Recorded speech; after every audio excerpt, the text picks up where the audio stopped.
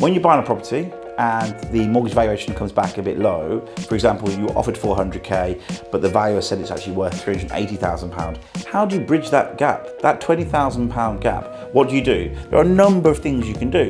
The first one is you can speak to your surveyor and appeal. Because if you believe the property is worth that much, you can appeal, you can speak to your agent, they can build us some comparables or comparisons of houses sold nearby, and they can provide them to your surveyor so they can basically look into the valuation in a bit more detail and hopefully come back with a valuation which is closer to what you actually offered at. That's the first thing you can do. The second thing you can do is try and negotiate with the vendor and the agent, see if you can get a cheaper price on the property because the valuer has come back and said it's not worth that much. That's one thing you can do.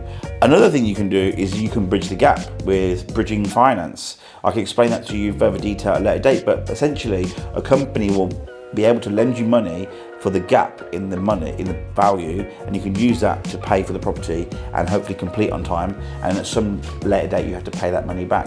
So there are top 3 things you can do. And then finally, if you're really desperate to buy the house and the appeal's not working, you can go back, get a new mortgage, hopefully get another valuer to come out and value it correctly. I've actually done that myself. I bought a property in Harborne. The first valuation came back incorrect. I paid for a second valuation, that came back fine.